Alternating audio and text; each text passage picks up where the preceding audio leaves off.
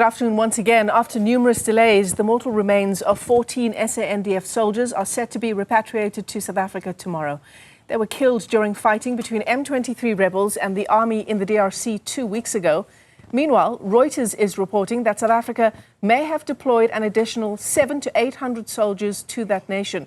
The Defence Department is yet to respond to these claims. Newzroom Afrika's Juniour Khumalo is at the Union Buildings in Pretoria for the latest on the story. He joins us live. Juniour, good afternoon to you.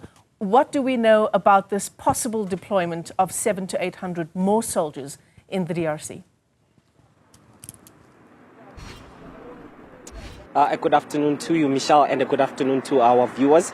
Indeed, there has been those reports that have been made by Reuters seemingly suggesting that there are additional troops that have been deployed to the DRC as South Africa is actually intensifying the fighting that has been happening in Goma.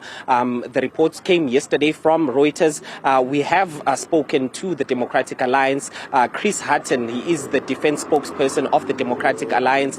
He seems to be confirming that there are actually aircrafts that have left Waterkloof and traveled to the eastern DRC, and they suggest that it could be an additional deployment of South African soldiers. The Democratic Alliance has confirmed that they are not sure what exactly was being transported to the Democratic Republic of the Congo, but Reuters has confirmed that they have received confirmation from the ground in the DRC that about 700 or 800 additional troops have been taken to the DRC.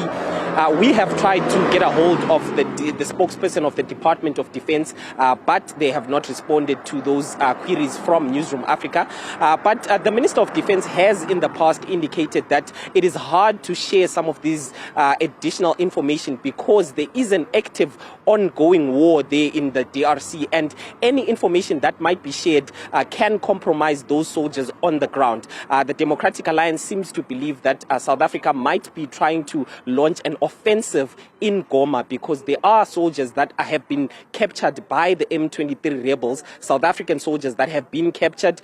So they seem to believe that this additional reinforcement is to try and launch an offensive and try and rescue those South African soldiers that have been captured. But let's take a listen to the DA and what it thinks about this situation. What we know, and remember, nothing of this is confirmed by the SANDF. We know that some troops have left South Africa. We know that there were a number of flights between Waterkloof Airport Base as well as Lubumbashi. There are unconfirmed indications that we have a few hundred troops that have landed at Lubumbashi, most probably still at Lubumbashi. We don't know that. And nobody is saying or confirming this.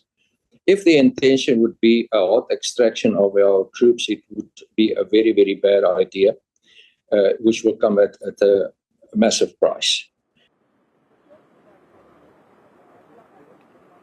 The Defense Department itself has not commented on these recent allegations that additional troops have been sent to the Democratic Republic of Congo, but they have confirmed that tomorrow they will be receiving those mortal remains of the 14 SANDF soldiers who lost their lives between the 27th and the 23rd and 27th of January last year, when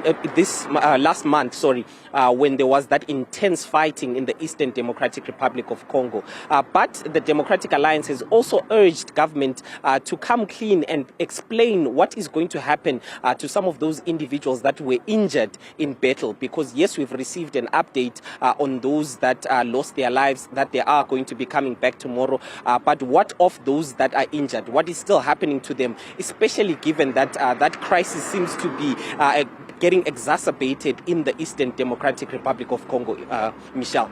So Juniour, South Africa has deployed around 3,000 troops in this peacekeeping, some call it a peace enforcement mission in the DRC. And what has drawn a lot of criticism is the fact that once the biggest city of the DRC, Goma, fell to M23 rebels, the soldiers were stuck there with no clear exit strategy. And there were questions because of that and many other issues about how well resourced our deployment in the DRC is. I suppose this will raise more questions now if we're deploying even more troops. The deployment of these more troops, I guess, we will get an update from the Minister of Defense tomorrow if she is going to attend that repatriation ceremony, as well as the President. We understand that both the President and the Minister of Defense, as well as the Army Chief, are going to be there tomorrow. They might give a bit of clarity on why there was this need of the redeployment of more troops. From the DA, they seem to believe that the deployment of these more troops is to try and launch an offensive to try and rescue those soldiers that have been captured by the M23 rebels. But there hasn't been any confirmation from the Defense Department. Obviously, they cannot share their strategies when it comes to the war that is ongoing there. But there is that expectation, especially for the families of those individuals. But also, the department has not been forthcoming in terms of the individuals that were injured. We've received reports from the UN that seem to suggest that during the 23rd as well as until the 27th, there were quite a number of individuals. Some reports seem to suggest that over 1,000 individuals were injured. We are not sure how many of those are South African soldiers and whether there is currently a plan from our government to repatriate them to South Africa, Michelle. It would be bizarre, Junior, that just over a week ago, the SANDF was in Parliament briefing the Defence Portfolio Committee on the deployment of troops in the DRC. Of course, it was in the wake of these 14 soldiers being killed in eastern DRC. And just a week later, there are reports of this added deployment.